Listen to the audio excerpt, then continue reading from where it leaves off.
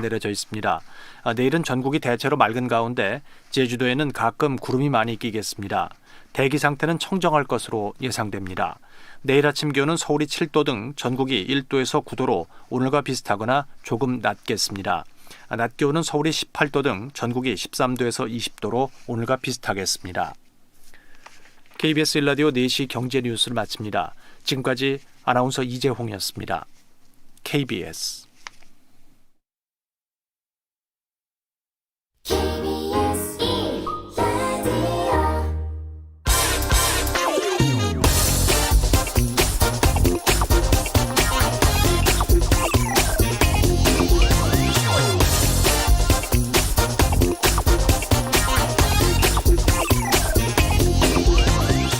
(1조 6천억) 원의 피해가 발생한 라임펀드 사태 당시 이 펀드를 가장 많이 판매한 곳은 우리은행입니다. 어제 금융감독원이 우리은행에 대해서 이 라임펀드의 부실을 사전에 알았으면서도 고객들에게 펀드를 계속 판매했다는 이유로 이 손태승 우리금융지주회장에게 중징계를 내렸습니다. 우리은행 외에도 라임 사태의 책임을 물어서 펀드를 판매한 여러 은행과 증권사들의 이미 징계가 내려졌습니다. 그런데 이 정작 은행과 증권사들을 감독하는 금감원이나 또 금융위원회에는 이 어느 누구에게도 지금 책임을 묻지 않고 있습니다. 은성수 금융위원장은 작년에 이 라임 사태가 터진 뒤 이런 발언을 한 적이 있습니다. 세상에 공짜 점심은 없다. 그러니 투자는 자기 책임하에 해야 한다고 말이죠. 물론 맞는 말입니다.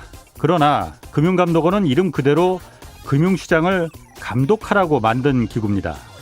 국민들이 은행을 믿고 맡기는 이 펀드 같은 금융상품에 대해서 발생할 수 있는 위험 징후를 일반 국민들은 이거 알아채기가 힘드니 권한을 가진 금감원이 대신 모니터링하고 위험이 감지됐을 때 사전에 조치를 취해서 예방할 수 있어야 하는 게 바로 금융감독원입니다. 그러나 현재 금감원은 사후 조치에 대해서만 생각하고 있습니다. 금융 사기 사건으로 피해가 발생하면 사후에 해당 금융기관의 책임을 물어 처벌하기만 하면 된다고 이 본연의 역할을 착각하는 것 같습니다. 은행과 증권사 대표 몇 명 중징계 내리는 것으로 이 감독기관의 책임을 면해주는 일이 있어서는 안 됩니다. 안녕하십니까. 저는 경제와 정의를 다잡는 홍반장 KBS 기자 홍사원입니다. 홍사원의 경제쇼 출발하겠습니다. 유튜브 오늘도 함께 갑시다.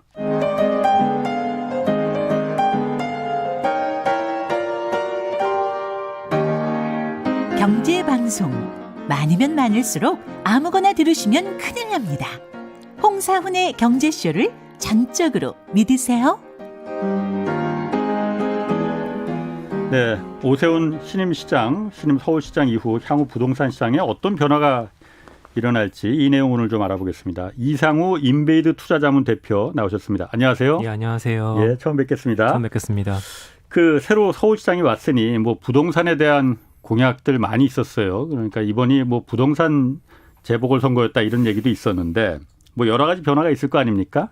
일단 오세훈 서울시장 했던 공약 한번 좀 대표적으로 뭐가 있었는지 한번 좀 간추려 주시죠. 사실 굉장히 많았어서 예, 대표적인 거 다들 떠올리시겠지만 예. 재건축 완화일 것 같아요. 네. 그래서 재건축 재개발 쪽에서의 완화에 대한 기대감들 예, 이거에 대한 게 이제 어제부터죠. 예. 이게 어떻게 확대될 거냐. 예, 그게 좀 제일 궁금하고요. 예. 나머지 것들은 예전 하실 때 예, 했던 것들 여러 가지 그때 한강 르네상스 있었는데 그것들과 거의 다시 반복되는 듯한 예, 그런 좀 서울시 전반적인 그런 개발 계획들 그런 것들이 이제 제일 주목되는데 혹시 뭐니 해도 재건축 그렇죠. 완화가 아닐까 생각되고요. 거기서 이제 또 하나 파생되는 게 예, 층수 제한, 35층, 한강변 35층 예. 그런 것들 어떻게 될 거냐 이 예. 두 가지 정도인 것 같습니다. 크게 보면요. 네. 그렇죠. 그럼 좀 한 가지 하나하나 이제 좀 구체적으로 좀 들어가 보겠는데 재건축 어떻게 될 건지 여태까지는 사실 전임 시장 박원순 시장 때까지는 재건축에 대해서 그렇게 호의적이진 않았었어요. 이게 어쨌든 집값을 끌어올리는 기폭제가 될 것이다. 그러니 재건축을 그렇게 가능하면은 좀 억제하는 쪽으로 했었는데 아무래도 오세훈 신임시장은 이 부분에 대해서는 그 선거 기간 동안에 취임한 지 일주일 만에 이제 다 풀겠다 뭐 이렇게 했었잖아요. 일단 먼저 35층 룰 이것들 많이 말한단 말이에요. 뭔지 잘 모르는 분들도 많이 계시거든요. 이게 35층 룰이라는 게 뭡니까? 그러니까 최고 높이를 35층 이상 지을 수가 없는 겁니다. 새로 짓는데 아파트를. 아파트를. 네. 그러면은 35층 룰 그 이상을 못 짓게 한 거는 이유는 뭐예요? 그러면은? 사실 모두가 궁금해하고 있습니다. 아, 그래요? 네, 뭐 어떤 특별한 이렇게 법률상으로 35층 이런 건 없는 것 같고요. 예. 근데 그런 제안을 이제 개발 계획서를 올리면 잘 통과가 안 되는 거죠. 이제까지 도시계획위원회나 이런 데서. 35층 이상이면은 그게 뭐 화재 위험이나 안전상의 위험이나 이런 부분도 좀 있기 때문에 35층으로 층고를 제한한 건 아니었었어요? 다들 좀 궁금해하고 계세요. 저도 좀 그렇군요. 궁금하고. 그래서 35층 규제는 없고, 예. 네, 규제가 아니라 실제로 이제 법률상의 규제는 예. 그 토지의 용도 지역별 구분에 따라서 예. 용적률과 건폐율 그 부분이 사실 기준이 되는 거죠. 그래서 네네. 사실은 저는 층고 규제가 왜 있어야 되는지는 약간 저 개인적으로는 상당히 궁금합니다.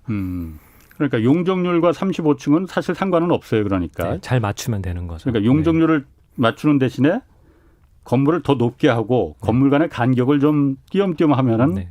뭐 쾌적할 수 있다. 그 찬성하는 쪽에서는 이제 그렇게 생각하는 네. 거고, 뭐 반대하는 쪽에서는 아까 말한 대로 그 뭐 어떤 안전상의 위험이나 정말 불났을 때 그거 어떻게 할 거냐, 사다리차가 올라갈 수도 없고라는 그런 부분에 대한 우려가 있는 거고. 그래서 그 부분이 사실은 좀 이렇게 앞뒤가 안 맞았던 게 하나가 있었던 게, 예, 그럼 오피스 건물들 같은 경우도 사실은 규제가 들어가야 되는데, 예, 뭐 테헤란로나 아니면 뭐 잠실이나 이런 데 고층 건물 짓는 거에 대해서는 크게 규제들이 없었잖아요. 그리고 실제로 주택 못지않게 오피스 건물에도 사람들이 상당히 오래 상주하시거든요. 예. 그렇게 따지면 똑같은 접근을 해야 되는데 그렇게 따지면 빌딩들도 35층만 지었어야 됐겠죠. 근데 잠실에 100층도 있고 알겠습니다. 삼성동에도 얘기도 있고 네, 예. 있죠. 뭐 저 오피스는 오피스대로 하고 지금 우리가 관심 있는 건 네. 어쨌든 그 주거용 그 주택이니까 그 부분에 대해서 그럼 일단 35층 층고 제한하는 거는 오세훈 시장 예전에 그러니까 10년 전에 오세훈 시장 있을 때는 그 35층 이상도 지을 수 있었죠. 네, 몇 군데 지금 한강변에 들어와 있는 건물들이 있죠. 그렇죠. 결과물들 성동구 저기 뚝섬 쪽이나 아니면 예. 뭐 저기 용산구 이촌동 쪽이나 예. 결과물들이 올라와 있죠. 그러면 지금 오세훈 시장 시절에는 그 35층 층고 부분은 이제 없어질 가능성이 있겠네요. 근데 그때도 층고가 완전히 풀려 있지는 않았었어요. 예. 그래서 뭐 그때도 100층을 지을 수 있다 이런 건 없었고요. 예. 특별계획구역 해가지고 49층 뭐 이 정도로 지어져 있죠. 그럼 지금 오세훈 시장이 이제 신임 시장으로 왔으니 그럼 다시 35층 룰은 이제 없애겠다. 예를 들어서 가장 대표적인 게 지금 문제가 되는 게 음마 아파트 아닙니까? 음마 아파트가 지금 49층으로 허가를 냈다. 그게 박원순 시장 시절에 계속 이제 반려가 됐잖아요. 거기 그럼 통과될 수 있는 겁니까, 그러면? 뭐 가능할 수도 있다고 볼 수는 또 있겠지만 예. 또 지금 제가 굉장히 애매하게 말하지만 예. 모르죠 사실. 왜냐하면 시장님이 하는 일은 아니잖아요. 말 그대로 도시계획위원회를 통과하는 거지. 예. 도시계획위원회 위원장은 제2부시장이십니다. 참고로. 그럼 도시계획위원회라는 그 네, 서울시 위원회를 통해서 도시계획위원회를 통과를 해야 되는 거죠. 도시계획위원회는 그 어떤 사람들이 거기 위원으로 들어가 있는 겁니까? 네, 한 30명 정도 되시는데요. 예. 시의원들도 들어가 계시고 아까 또 공무원들도 들어가 계시고 서울시 예. 교수님들 되게 많으시고 예. 뭐 그렇게 구성돼 있죠. 그럼 그 위원장은 이제 부시장이 예, 하는 거고. 제2부시장. 네. 그러면 어쨌든 그 서울시에서 그 도시위원회를 위원들을 구성하고 운영하는 거니 뭐 35층 룰과 35층 이상 짓게 할 수 있는 것 같은 경우에는 뭐 그렇게 문제가 되지는 않겠네요. 지금 재건축 대상 아파트 단지에서. 근데 이제 원론적으로 접근해 보면 예. 그 위원회 위원들이 그대로 계시기 때문에 예. 논리 전개가 그동안하고 지금 계속 똑같다면은 예. 시장님이 바뀐 걸로 인해서 바뀌어야 되는 건 사실 없는 거죠. 어차피 판단하시던 분들이 그대로 다 계신데.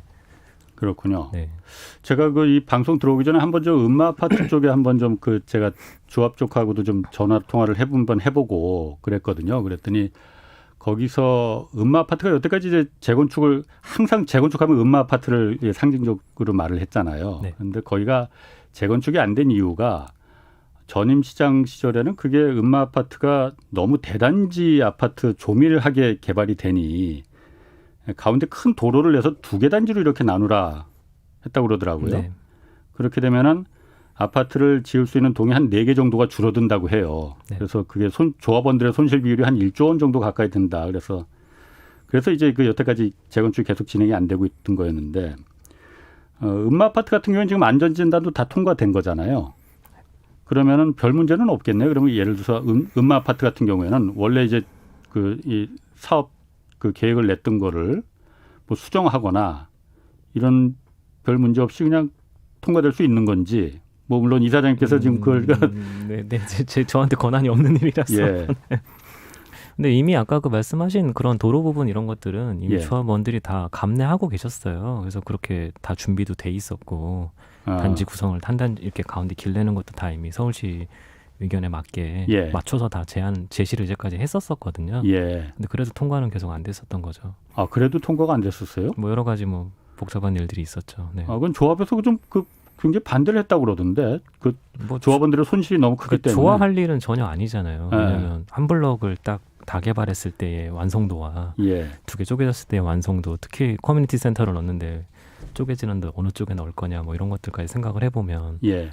약간 뽑기처럼 되잖아요. 이쪽에 예. 있는 분, 이쪽에 있는 분. 예. 그런 걸 원하시는 분은 그렇게 많지는 않겠죠. 그렇군요. 그러면은 또 한 가지 문제가 이제 안전진단 문제예요. 그러니까 얼마 전에 뭐 시장 선거 있기 바로 직전에 목동 아파트 단지 네. 이제 그 안전진단 통과 못했다 그래서 뭐 신문 헤드라인 보면 뭐 패닉 뭐 이런 네. 용어들이 단어들이 나왔는데 이 안전진단도 그러면 좀 그렇게 너무 세게 하지 않는 거 않지 않겠느냐 이런 기대감들이 있단 말이에요. 어떻습니까? 안전진단 같은 경우에?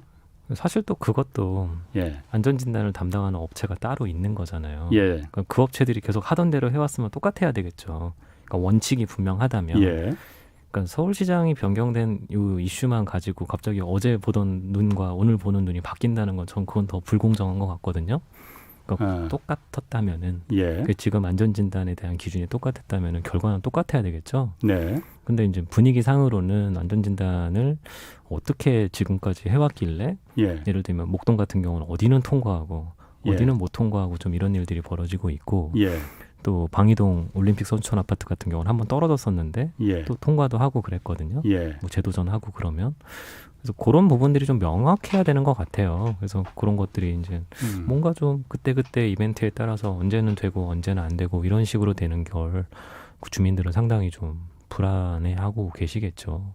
안전진단이라는 게 뭐 A등급부터 2등급까지 있다고 해요. 그래서 D등급 이하면 이제 그 통과가 되는 거고 그런데 제가 좀 알아보니까 서울시에서 그 가이드라인을 이제 정해놓는다면서요. 그러니까 안전진단이라는 게 이거를 새로 오래된 주택을 계속 고쳐가면서 유지보수하는 그 비용이 더 들 거냐 아니면 아예 새로 신축을 하는 비용이 더 나을 거냐라는 걸 이제 그 정하는 거잖아요. 그런데 그 가이드라인을 그거는 시장에서 서울시에서 이제 그 정하기 때문에 그런 부분에 대해서 아마 신임 시장이 새로 시장이 바뀌면은 그 부분에 대한 그 가이드라인도 좀 바뀌지 않겠느냐 그런 기대감이 있는 것 같아요. 안전진단은 말 그대로 이걸 시단위에서 하는 게 아니라 예. 국토교통부에서 일단 큰 그림을 다 그려놓고 있기 때문에 예. 말 그대로 구조 안전성이 어떻냐, 뭐가 어떻냐 다 하나하나 보는 거거든요. 예, 예. 그거는 제가 봤을 때 뭐 갑작스러운 변화는 있을 것 같지는 않은데 예. 이제 뭔가 좀 그런 움직임들에서 정말 예. 재건축이 필요하다고 한다면 말씀하셨던 이게 뭐 비용 문제나 어느 게 더 이렇게 좋을 거냐 그런 거에 대한 기준을 조금 완화되는 분위기로 바뀔 수는 있다고 봅니다. 그렇군요. 그 지금 또 이 여의도 KBS도 여의도에 있지만은 여의도도 그러니까 그 오세훈 시장이 이제 공약에서 계속 네. 구체적으로 이제 그 지목한 동네들이 있잖아요, 동들이. 그런데 여의도도 그 중에 한 지역이었단 말이에요. 여의도도 그러면은 지금 재건축이 여의도는 왜 여기가 재건축이 여기도 오래되긴 됐는데 제일 오래됐죠 서울에서 네, 아파트 중에서. 그럼 지금까지 재건축이 여기가 진행이 안 됐던 건 이유가 뭐였었나요? 그럼 전임 시장님이 옛날 한번 해외에 계실 때 예. 여의도 용산 통개발 얘기를 한번 꺼내셨었고 예, 예. 들어오셔서 갑자기 약간 좀 중단되는 분위기가 보였었고 예. 그때 이제 지구 단위 계획을 발표를 먼저 할 거니까 기다려라. 그래서 지구 단위라는 건 전체 이렇게 한 대 묶어서 여의도라는 데를 어떻게 개발할지가 먼저 나와야 예, 예. 세부 단지들은 진행 여부를 결정할 수 있을 테니까 예. 좀 있어봐라. 라고 예. 하셨는데 그게 지금 계속 발표를 못하고 있었죠. 그래서 후보 시절에 얘기하셨던 거고 빨리 하겠다, 발표하겠다라고 이제 하셨던 겁니다. 그렇군요. 그럼 일단 기본적으로 이제 뭐 선거가 끝난 게 이제 이틀 정도 지났으니까 이번에 오세훈 시장이 하여튼 큰 표 차로 이제 이겼단 말이에요. 당선됐단 말이에요. 이게 이 부동산 민심 때문이다. 그런 평에는 이 대표님도 동의하시는 건가요? 저는 꼭 부동산 때문은 아닌 것 같고요. 예. 세금 문제였던 것 같아요. 세금 그러니까 문제. 이벤트가 결국은 부동산에서 시작된 세금인데 예. 세금에 대한 오히려 좀 더 걱정들이 결과로에 반영된 거 아닌가. 그러니까 말 그대로 부동산이 만약에 문제였다면 예. 부동산 공급이 문제였냐, 예. 청약이 안 되는 거가 문제였냐, 예. 재건축이 문제였냐, 이것들을 하나하나 봐야 되겠지만 예. 결론적으로는 그 모든 문제에서 비롯된 거는 예. 너무 좀 세금이 많이 가파르게 올랐다.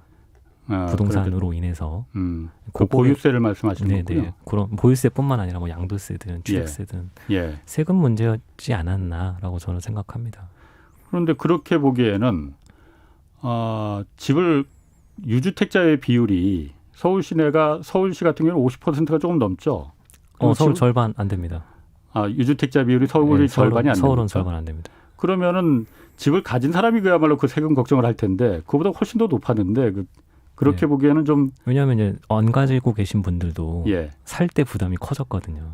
앞으로 살 때 그 네. 걱정을 미리 한 거예요, 그러면은. 그런 것도 뭐 염두에 두시는 왜냐면 사자마자 이제 또 부담도 되고 예. 만약에 특히 뭐 좀 일부의 얘기라고 이렇게 하실 수도 있지만 고가 주택을 약간 젊은 층이 샀을 때 예. 사자마자 보유세 부담이 1주택자도 꽤 많거든요, 이젠. 그렇죠. 네, 그런 것들 뭐 염두에 비싼 주택은 당연히 네. 많죠. 근데 그런 과정에서 이제 그런 문제들로 인해서 거래가 발생이 제대로 안 되니까 예. 살 기회도 잘 주어지지 않고 예. 매물 출애가 잘 안 되니까요. 예. 갖고 계신 분들은 팔기도 힘들고 갖고 예. 있기도 힘들고 사기도 힘들고 이런 상황들이 결과적으로 시장의 분위기를 다 영향을 준 거죠. 그러면은 이 대표님 그 견해는 지금 서울 시내에서 집을 한 채 갖고 있으면은 그 집에 대한 그 세금 부담이 너무 과하다 이렇게. 그거는 말을 되게 아껴서 하고 싶어요. 왜냐면 생각들이 다 다르시기 때문에. 그래도 뭐 이 대표님이 갖고 있는 생각은 있으실 테니까. 저는 항상 좀 점진적인 게 좋다고 생각을 하는데 예. 그러니까 지금 금액이 부담스럽다 안 부담스럽다를 떠나서 예. 전년도 대비 좀 급격하게 상승하는 것들은 사람들의 기분에 예. 좀 영향을 많이 주는 것 같으니까 그러니까 세부담 상한선을 정년보다 뭐 300%씩 열어놓는 이런 것들은 예. 조금 당황스러워할 사람들이 많다는 거죠. 금액 여부를 떠나서.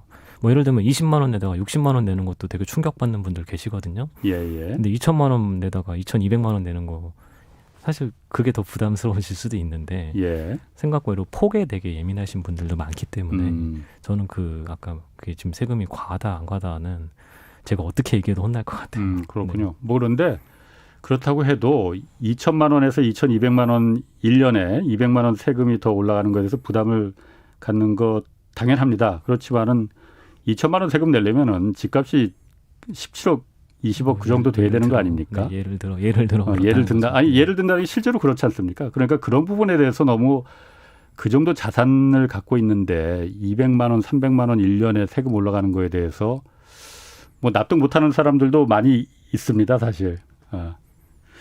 자, 그러면은 지금 어쨌든 그 재건축 재개발이 되면은 사람들이 여러 가지 그 자기가 이제 입장에 따라서 많이 생각이 다를 거예요. 기대를 갖는 부분도 사람들도 있을 테고 우려를 하는 분들도 당연히 뭐 있을 것 같습니다.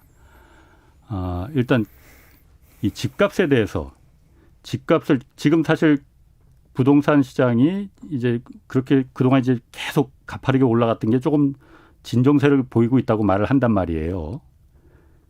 이거 변화가 어떻게 될 것 같습니까? 이 새로 시장이 바뀌면서 재건축 재개발 이 기대감이 커졌는데 어떻습니까? 재건축 재개발에 대한 기대감이 커진다는 건 시장에 현재 존재하는 주택들 중에서 예. 가장 노후화된 주택의 가격에 영향을 크게 주는 이슈가 되는 거죠. 예를 들면 신축 아파트 가격에 영향을 더 크게 준다기보다는 예. 대상지들의 가격이 더 영향을 크게 받을 거잖아요. 예. 그러면 그게 꼭 사람들이 강남 아파트만 눈여겨보셔서 그렇지만 강남 아파트야 오래된 지역에 제일 좋은 인기 지역에 제일 낡은 아파트가 몰려 있으니까 예. 그게 비싸지만 네네. 기타 지역들 같으면 어쨌든 제일 낡은 아파트 가격이 세진 않은 거는 현실적으로 그렇게 구성이 돼 있거든요. 예. 근데 그런 아파트들에 다 재건축 재개발 기대감이 들어가면 예. 시장에서 가장 낮은 가격인 이런 물건들이 가격이 올라가게 되잖아요. 예. 예. 그럼 시장에 영향을 좀 주죠. 어, 그러니까 밑에가 오르게 되는 이런 일들이 벌어지는 거죠. 밑에 가격 올라간다는 게. 구성에서. 최근에 입주한 신축 아파트 가격에 영향을 준다기보다는 예. 예. 그동안 기대감이 없었던 아파트들의 아하. 기대감을 이렇게 올려주니까 올리는. 그러니까 시장의 전체적인 가격 스펙트럼에서 예. 밑에 쪽에 영향을 세게 준다는 거죠. 어. 근데 사람들이 머릿속에 재건축은 항상 압구정 재건축, 예. 반포 재건축 이런 걸 떠올리시니까 예. 예. 원래도 비쌌지 않았냐 네네. 그렇게 해석하실 수가 있는데 예. 결국 재건축 재개발의 활성화는 아래쪽에 있는 가격을 더 영향을 이제 저 위로 올려보낼 수 있는 약간 패스트 트랙이 되는 거죠. 그 말씀은 지금 그러면 시장이 이렇게 전체적으로 네, 될 수 있는 거죠. 그러면 지금 가뜩이나 미친 집값이니 이 집값에 대한 그 비상식적이다라는 이제 그 여론이 많은데 그 부분이 그럼 지금 겨우 잡혀나가는데 다시 또 이제 반등할 그 우려도 있는 거라고 보시는 거예요?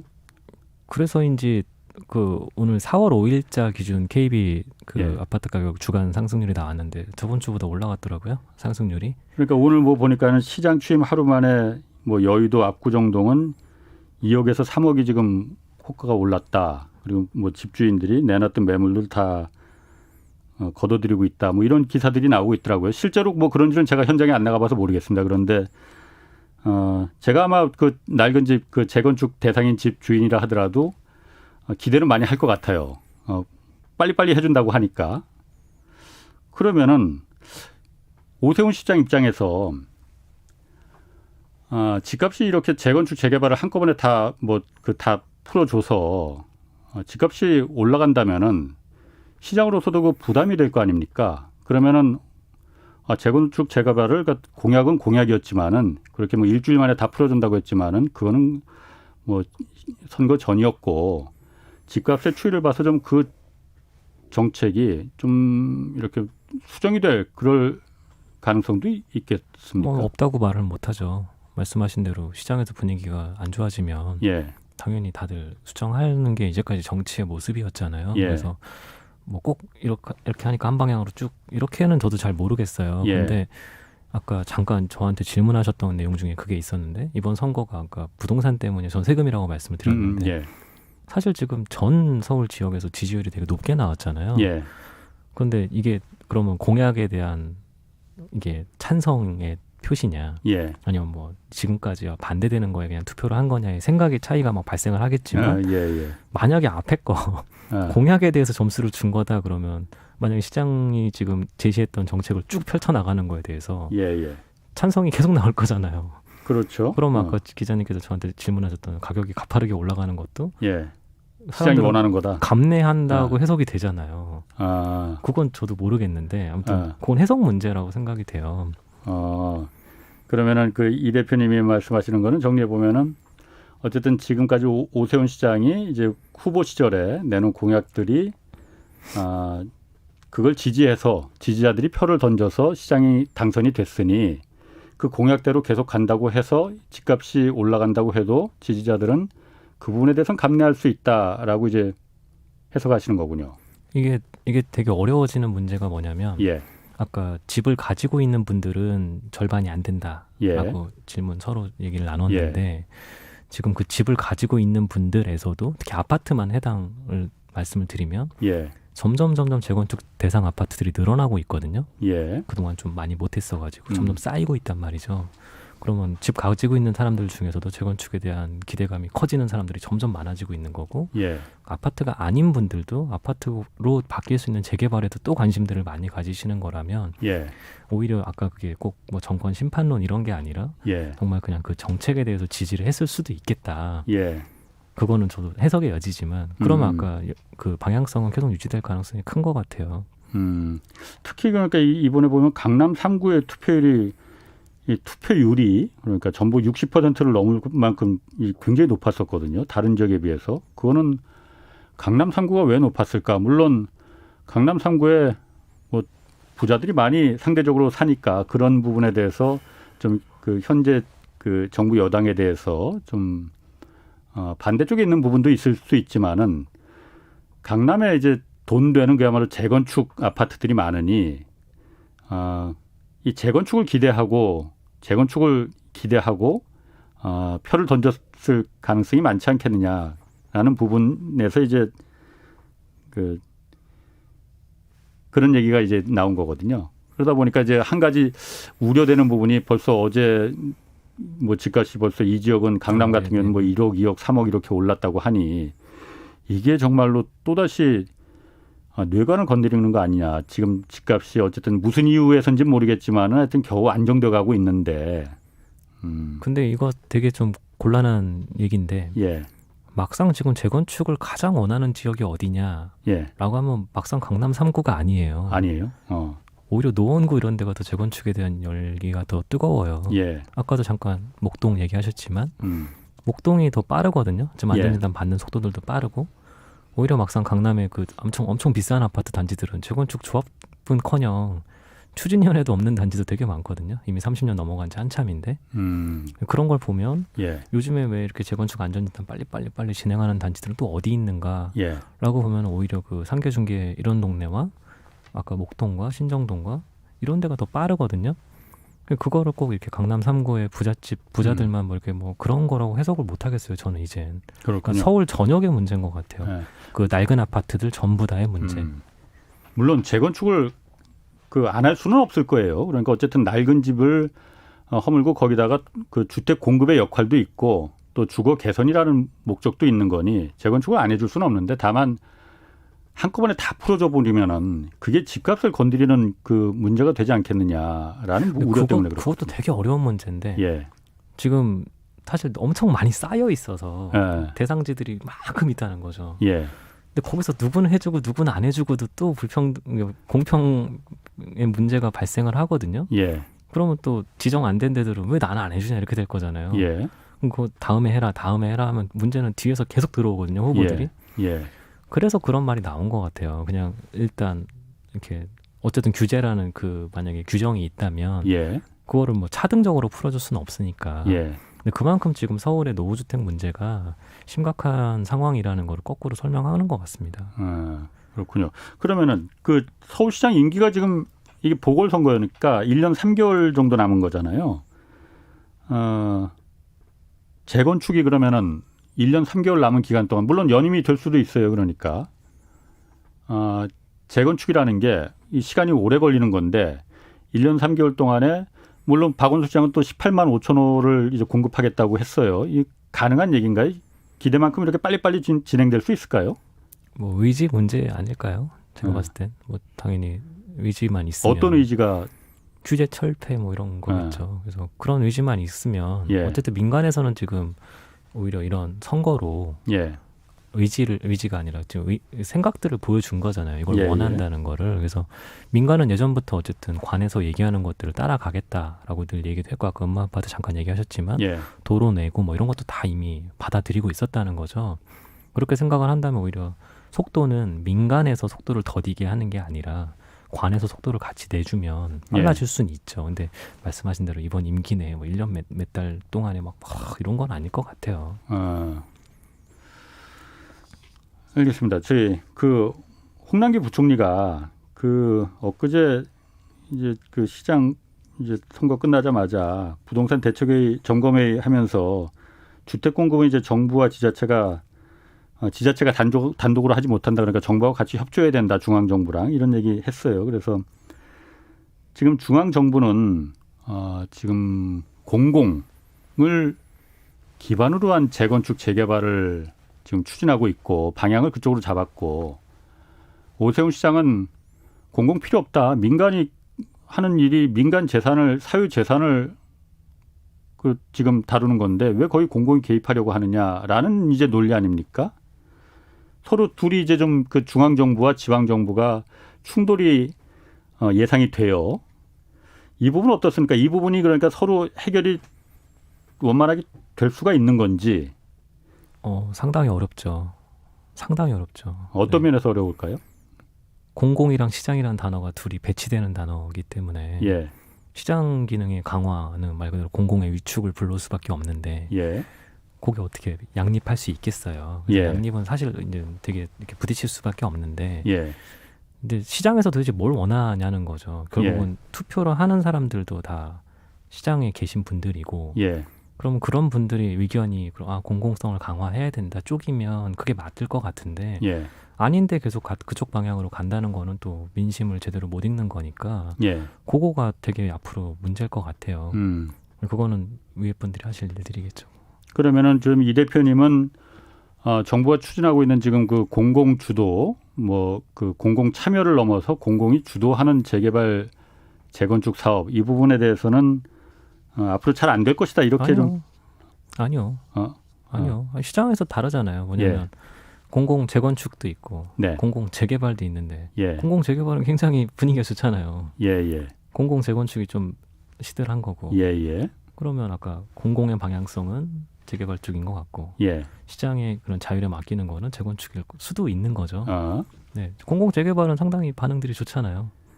공공 재개발도 지금 그렇게까지 막 처음처럼 이렇게 너도나도 하자 뭐 이런 거는 아닌 것 같아요. 아니 뭐 네. 근데 아무튼 이제까지 재건축 공공 재건축에 대한 반응보다는 예. 확실히 더 비교적 좋긴 했었습니다. 물론 재개발이야 그 사업 목적 자체가 공공사업으로 규정돼 있고 재건축은 사실 공공사업으로 규정돼 있지는 않지 않습니까? 그러다 보니까 재건축이요? 예. 네. 재건축은 이제 민간 물론 사실은 저도 재건축도 공공사업의 일종 아니냐라고 뭐 생각은 드는데 어쨌든 법규상으로 행정성적으로는 재건축은 이제 공공사업은 아니라고 돼 있어요. 재개발은 이제 공공사업의 하나라고 도시 재개발로 돼 있지만은 엊그제 이제 국토부에서 공공 재건축 선도 사업 그 후보지 5곳 발표했습니다. 뭐 신길동하고 몇 군데 그리고 또 공공 직접 시행 정비 사업 후보지 여기도 한 101곳 정도 제안했다고 이제 했는데 이게 좀 말이 헷갈려요. 그러니까 다 공공이 붙어 있긴 한데 공공 재개발도 있습니다. 그러니까 공공 재개발과 공공 재건축 네. 그리고 공공 직접 시행 정비 사업 이게 어떻게 다른 거예요? 뭐 비슷해요. 그래서 LHSH를 이제 시행 어떤 구조로 참여하느냐. 예. 그리고 아까 그 각각 해당지들마다 재개발 재건축지는 따로따로 돼 있잖아요. 예. 그런 것들에 어떻게 진행되느냐의 그런 차이 문제인데 큰 예. 틀에서는 별로 차이는 없어요. 그래서 근데 그게 방식에 따라서 뭐 동의율, 조합원들 동의율이 몇 프로 나오냐, 그 차이가 조금씩 있죠. 근데 큰 틀에서는 비슷합니다. 큰 틀 차이 있는 것 같던데 비슷해요. 이게 공공 재건축과 공공 재개발 그리고 공공 직접 시행 이거는 공공 직접 시행은 아예 토지주들의 소유권을 일단 다 넘기는 거잖아요. LH나 SH에.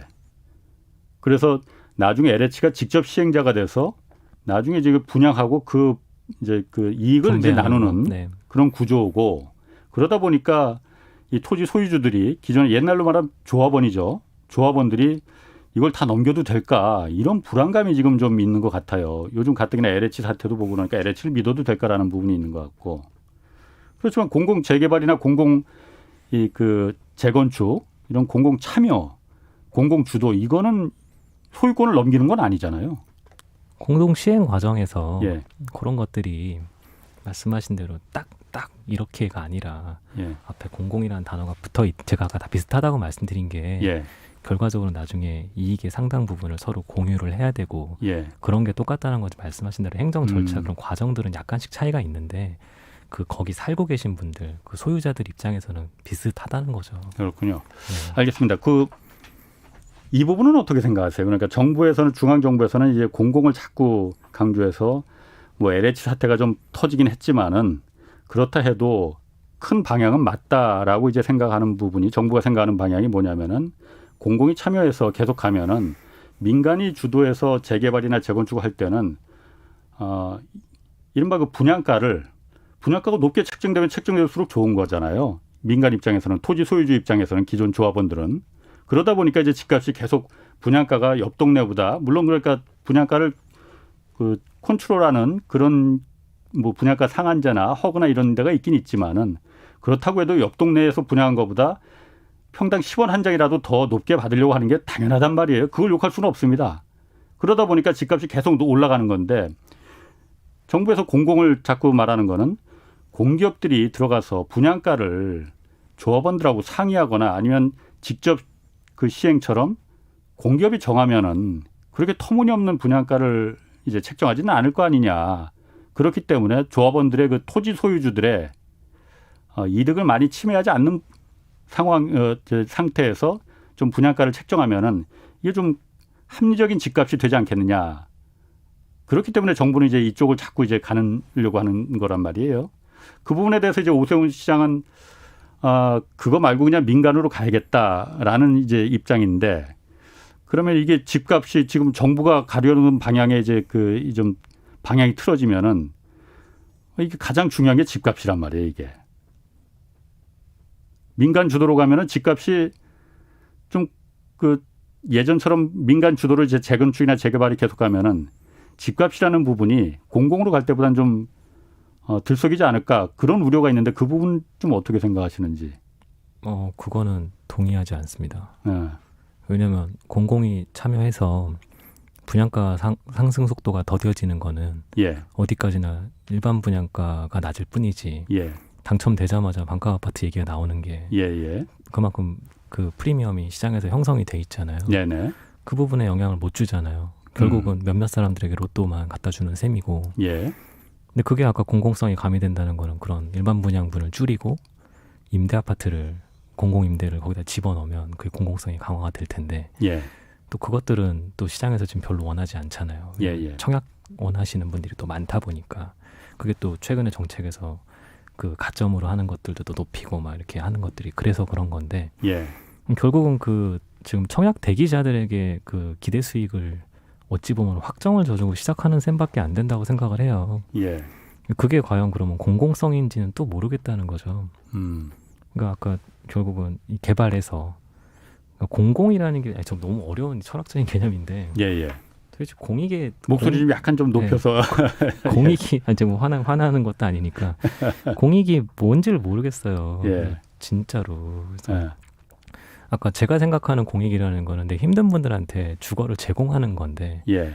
그들한테 이익을 가져다 주는 게 그러니까 금전적인 이익을 동네에 만약에 시세가 15억짜리 동네에 7억 원에 분양해가지고 8억씩 이렇게 주는 게 왜 공익인 건지 예.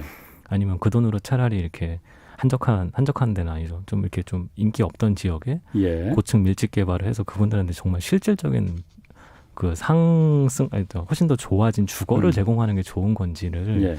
저는 모르겠어요. 근데 저는 후자인 것 같아요. 그래요.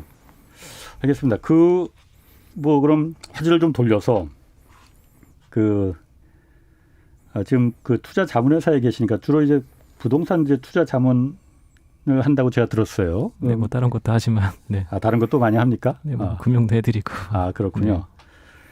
서울 아파트 지금 매수에 줄었다고 하는데 거래량도 그러니까 많이 줄었다고 하고 그러니까 미래 집값을 보려면은 전조현상이 이제 거래량이다라고 하는데 거래량이 굉장히 많이 줄었다고 해요, 요즘. 지금 아파트 상승폭 이것도 실제로 좀 줄었습니까? 그 자문회사에서 좀 분석하시기에는 어떻습니까? 작년도보다 약간 상승률이 적죠. 그러니까 작년도보다. 아직 내려간 건 아니고. 네, 상승폭이 작은 거죠, 작년보다. 근데 절대적으로 작지 않아요. 절대적으로 작지는 않습니까? 뭐 KB든 부동산 예. 원리든 계속 발표되는 숫자들을 보시면 예. 지금 상승 속도가 생각보다 빠르잖아요. 월 0.78% 뭐 정도씩 상승하고 있잖아요. 예. 그런 정도는 충분히 나와주고 있고. 근데 오히려 지금 서울 상승률이 그래서 그렇지 경기도나 인천은 정말 빠르거든요. 거꾸로. 그리고 외곽 지역 수도권 다른 지역은 그러니까 상승률이 요즘 굉장히 높아요. 그럼 집값 네. 올라가는 속도가? 그거 못지않게 지방광역시들은 또 엄청 빠르거든요. 그러니까 이게 저는 고민이 그건 거예요. 이게 전국 상승률은 계속 꾸준해요. 예. 서울 상승률도 아까 지난주보다는 또 올라왔어요. 예. 그리고 지금 상승률이 낮아지고 있다고는 하지만 예. 작년도 상승률이 엄청나게 가팔라서 그렇지 지금 상승률도 지난 몇 년간을 비교해봤을 땐 절대 낮은 수치가 아니거든요. 그럼 앞으로는 어떻게 될 것 같습니까? 뭐 지금 뭐 여러 가지 변수가 좀 생겼어요. 그러니까 시장도 바뀌었고. 말을 아껴야 되는 부분이라. 아니 아끼지 마시고 그냥 그래서 어쨌든 이거는 참고만 하는 거니까 여러 사람들의 의견이 있습니다. 그러니까 내려갈 거라고 말하는 분들도 계시고 올라갈 거라고 말하는 분들도 계시고 나름대로 논리가 있는 거니까 가격이라는 거는 결국은 정책이 누르는 게 아니라 예. 수요와 공급이 만들어내는 게 가격인데 예. 수요가 강해지면 가격이 올라가거든요. 수요 그러니까 사는 사람이 많으려면은 네. 당연한 거죠. 네. 예. 근데 지금 공급 사이드를 건들잖아요. 예. 정책이. 예. 근데 공급은 단기가 아까 잠깐 질문하셨지만 뭐 임기가 별로 안 긴데 이게 뭐 예. 영향이 있겠냐. 그렇게 생각하시면은 영향이 없잖아요. 그래서 예, 공급 예. 쪽에선. 네네. 근데 지금 벌써 정책에 대한 기대감으로 수요들은 붙고 있잖아요. 예. 네, 여기까지만 하겠습니다. 그러면은 올라갈 거라는 얘기시네. 여기까지만 하겠습니다. 그러니까 아니 뭐 거기까지만 하는 게 아니고 듣는 분들이 왜 올라갈 거냐는 걸 분명히 논리가 네. 이래서 올라갈 거다라는 걸 아셔야 되기 때문에. 그런데 아까 제가 좀 덜 인기였던 지역들에 힘을 불어넣어 준다는 게 이번에 정책적인 내용이잖아요. 예. 그러면 거기가 더 오를 거잖아요. 말이 좀 어렵습니다. 제가 뭐 부동산 잘 몰라서 그런지 덜 그러니까 인기인 지역이 재건축 재개발 지역이라는 게 그 동네에서 가장 좀 낙후된 지역들이잖아요. 예예. 그럼 낙후된 지역들에 정책적으로 힘을 넣어주면 거기들이 오를 거잖아요. 예, 그 예. 처음에 저희 나눴던 얘기잖아요. 예. 그러면 이렇게 밑에서 이렇게 올라오니까 예. 그럼 중간들도 이렇게 위에 때도 이렇게 그거의 결과물이 얼마 전에 뭐 압구정에 평당 1억이 나왔다. 뭐 이런 것들이 다 지금 보고 있는 거죠. 압구정동에 얼마 전에 그저 뭐 80억에 네, 거래됐다고 80평이 해서 80억이다 뭐 이런 얘기 나오잖아요. 거기도 제가 보니까는 거의 80평형 아파트라는데 한 6달 전에 63억이었다고 해요. 거기가 그 거래가가 평균 거래가. 그런데 이번에 여기 이제 재건축이 이제 빨리 될 것이다 그 기대감에 63억짜리가 80억까지 이렇게 몇 달 만에 오를 수도 있는 건가요? 근데 요즘에 이거를 예. 이것도 오해하시는 분들이 있는데 예. 요즘에 이렇게 코인 같은 거 보고 계시면 비트코인 뭐 그런 예. 거 보고 계시면 뭐 그 강도가 예. 이쪽이 훨씬 세거든요. 그래서 사람들의 생각이 다른 것 같아요. 지금 자기 자산 투자 자산의 이게 방향 비중이 어떠냐에 따라서 예. 주식하시는 분들은 밋밋한 것 같고 지금 계속 횡보하고 있으니까. 예. 아까 코인 하시는 분들은 확 이러니까 부동산은 또 아까 이러니까 예. 그 생각들이 다 다르시겠죠. 뭐 그건 그럴 수 있습니다. 뭐 그 자기 자산을 어떻게 그야말로 한 방을 노리느냐라는 거기에 이제 그 기대를 거는 것도 뭐 제3자가 뭐라고 할 수는 없는 거죠, 물론. 또 한 가지 변수가 금리라는 변수가 있지 않습니까? 지금까지는 사실 돈 빌리는데 부담이 없었지 않습니까? 이게 전세 자금을 그러니까 전세값을 집주인이 올려도 뭐 대출 받아서 그냥 전세 뭐 충당하면 되지라고 했고 집 사는 부분도 뭐 어저께 그 서영수 이사 키움증권의 서영수 이사가 나와서 말하는 부분이 그 데이터를 말하는데 작년에 한참 막 집 그 이제 영끌 뭐 해갖고서는 그 주택 시장이 막 그 뜨거웠을 때 거래량의 그 주택 거래량의 40%가 30대 이하라고 그러더라고요. 뭐 그 사람들이 사실 뭐 그렇게 자산을 많이 모은 건 아니었을 거 아니에요. 그러니까 대출로 충당한 부분이 상당 부분 있었을 테고 뭐 물론 물려받은 재산이 있는 분들도 있을 거예요. 그렇지만은 지금 금리가 올라가고 있지 않습니까? 이러면은 이게 집값에 분명히 영향을 줄 수 있는 거 아닌가요? 금리 얘기 또 조심해서 해야 되는데. 예, 다 조심해서 얘기하시네. 왜냐면 항상 혼나기 때문에. 금리 얘기는 사실 제가 나눌 얘기는 아니에요. 왜냐면 저는 그런 거 잘 전문가가 아니기 때문에. 예. 근데 아까도 저 좀 전에 뉴스 열심히 듣고 있었는데 예. 미국 경기가 올해 엄청 좋은데 파월이 예. 계속 완화를 유지하겠다. 예. 그런 얘기 들으면 저는 예. 되게 기분이 막 좋아져요. 뭐냐면 우리나라 올해 되게 좋겠다. 미국 좋아지면 우리나라도 수출 국가니까 좋아지잖아요. 예. 그러니까 금리라는 건 결국은 아까 여기에 깔려 있는 게 금리는 네네. 경기가 과열됐을 때 오르는 거지 부동산 가격이 올랐다고 금리를 올리는 건 아니거든요. 금리의 본질은 예, 예. 네네. 경기에 그렇죠. 대한 속도 조절이지. 물론이죠. 예. 네, 그럼 금리가 올라간다는 건 경기가 좋다는 뜻이거든요. 예, 예. 근데 경기가 좋으면은 자산값은 올라가기 쉽거든요. 예, 예. 네, 그래서 저는 아까 금리에 대한 얘기를 항상 조심해서 얘기하는 게 한국은 이게 부동산과 채권을 약간 동일시하는 경향이 있어서 예.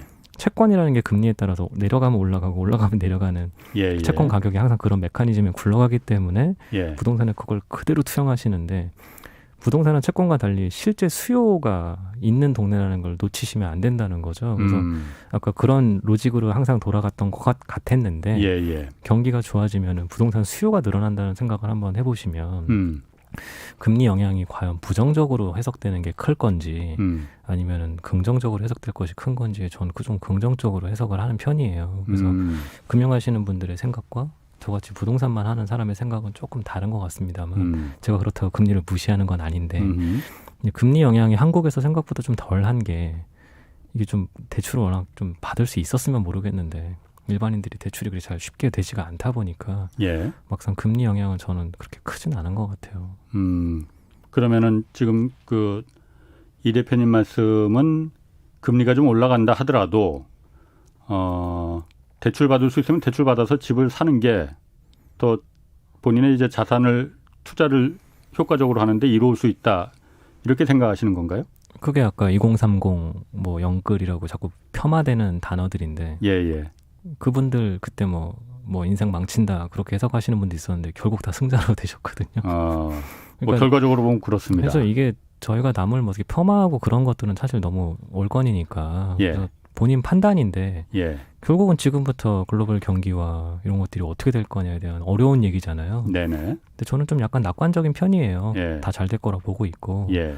그러면은 자산 가격 역시도 좋을 가능성이 큰 쪽에 더 무게를 두는 편이죠. 그러면 아까 20, 30대던 뭐던 나이가 많으시던 간에 좀 잘 생각해 보시는 게 좋겠죠. 그럼 또 한 가지 이것도 한번 좀 제가 좀 물어보겠습니다. 그 어제 서영수 이제 키움증권 이사가 금융소비자 보호법을 좀 얘기를 하셨거든요. 근데 저도 금융소비자 보호법이라는 게 그냥 단순히 은행에 뭐 예금 적금 또 펀드 구입하고 이럴 때 그걸 갖다 나중에 불안전 판매 그러니까 뭐 책임을 명확하기 위해서 뭐 은행에서 계속 다 읽어주고 그 사인 받고 이런 걸 명확하게 하는 거다. 그 정도로만 알았었는데 이게 부동산 시장에 굉장히 좀 영향을 미칠 가능성이 크다는 거예요. 은행들이 그 금융소비자보호법에서 나중에 은행의 책임도 분명히 묻기 때문에 은행들이 대출을 좀 쉽게 안 해줄 거다. 그리고 대출 금리도 그 비용이 들어가기 때문에 이 사람 예를 들어서 A라는 은행이 B라는 개인에 대해서 대출할 때 B라는 사람의 뭐 어떤 그 상환 능력이나 이런 걸 다 조사를 해야 되기 때문에 지금 뭐 한 5분이면 대출 서류 끝나고 한 아침에 신청하면 저녁에 대출이 나오니까 그런 게 한 일주일 이상 걸리고 열흘 이상 걸리니까 그 비용을 다 금리에 전가를 할 거다. 그렇기 때문에 이 부동산 시장에 이게 매우 큰 타격이 될 거다라고 얘기를 좀 했거든요. 어떻게 생각하십니까? 금소법이 이제 시행이 됐는데 그 부분이 부동산 시장에도 적지 않은 영향을 줄까요? 저는 확대 해석을 그래 썩 좋아하는 편이 아니라서 예. 일단 하나하나만 좀 놓고 보는 편인데 네. 그 부분이 영향을 안 줄 거라고는 안 보죠. 말씀하신 대로 다 뭔가 실무에 영향을 주니까. 예. 근데 첫 번째로 법이라는 게 항상 영구적으로 딱 그대로 가는 것도 아니기 때문에 예. 시장에서 뭔가 좀 문제가 생긴다. 예. 그러면 또 개정될 가능성도 있어서 뭐 그런 뭔가 이렇게 뭐라 그래 사이드 이펙트라고 해야 되나요? 그런 예, 역효과들이 있으면 뭐 다시 이렇게 잘 좋은 쪽으로 가려고 하는 게 시장 그 기능일 거고 그 당연히 그 국회에서도 당연히 그런 것들을 감안할 거고 아까 조금 전에 질문하셨던 거랑 또 맥이 일치하는데 예. 그렇게 해서 이제 그런 것들이 금리에 영향을 줘서 올라갈 거다라고 했을 때 얼마나 큰 영향을 줄 거냐는 저는 그렇게 폭은 크지 않을 것 같아요. 만약 예를 들어서 뭐 지금 한 3.5%에 빌릴 수 있는데 그런 여러 가지 조건들이 있어서 6% 된다. 뭐 그렇게까지 해석은 또 안 하실 거기 때문에 예. 그러면 생각보다 그 차주 입장에서는 부담이 예. 그렇게 크진 않잖아요. 그렇군요. 그럼 아까 잠깐 이제 말씀하시기를 어쨌든 그 영끌이라는 뭐 어쨌든 그 약간 좀 폄하성 발언이긴 그 단어긴 하지만은 뭐 늘 영끌 하니까 뭐 그렇게 받았던 사람들이 그때 다 이제 나중에 문제 될 거다 했는데 지금 보면은 다 옳은 선택이었지 않느냐라고 이제 말씀하셨어요. 그러면은 지금 어쨌든 무주택자 아까 서울에서도 절반 이상이 무주택자라고 하셨잖아요. 어떤 전략을 세우면 좋겠다라고 그 생각하세요? 사실 이건 약간 좀 개인의 신념 문제도 들어가 있어서 예. 좀 말하기 조심스럽긴 한데 항상 조심스럽습니다. 항상 조심스러우시네. 네. 뭐 괜찮습니다. 이게 그냥 여러 사람들의 의견을 저희는 프로에서 듣는 거니까. 그 주택은 말 그대로 필요 없으면 안 사셔도 되는 문제예요. 사실은. 예. 뭐냐면 한 달에 주거비를 많이 내실 수 있으시면 예. 비용 처리하고 사셔도 되는 거죠. 자산화하지 마시고 좋은 주거를 뭐 만약에 월세를 한 300만 원, 400만 원 내는 게 부담이 없으신 분들은 예. 소득이 엄청 많은 분들 얘기죠. 아, 예. 그런 분들은 안 사셔도 꼭 돼요. 예. 다른 거 하셔도 된다는 거죠. 투자를. 예. 근데 오히려 약간 소득이 약한 분들일수록 예. 걱정을 하실 거는 자산 가격 상승에 대한 우려인 것 같아요. 제가 봤을 땐. 예. 진짜 많이 버는 분들은 고민할 것도 없어요. 그냥 마음에 드는 거 예를 들어서 뭐 요즘 막 2천만 원 월세도 있다고 그러는데 막 월 더 많이 버시는 분들은 집 안 사도 되죠. 알겠습니다. 그게 무슨 제가 말인지 봤을 때 알겠습니다. 고민이에요. 그래서 무주택자는 이왕이면 좀 샀으면 하는 거죠. 알겠습니다. 지금까지 이상우 인베이드 투자자문 대표와 함께했습니다. 내일 오전 11시 유튜브로 경제쇼 플러스 업로드됩니다. 라디오는 일요일 오후 5시 5분이고요. 이번 주 주제는 2분기 주식시장 전망입니다. 지금까지 경제와 정의를 다잡는 홍반장, 홍사원의 경제쇼였습니다. 여러분, 저로 말할 것 같으면 KBS 1라디오 최경련의 경제쇼 진행, KBS 탐사보도팀 미디어 포커스 한국탐사저널리즘센터 등에서 일했고요.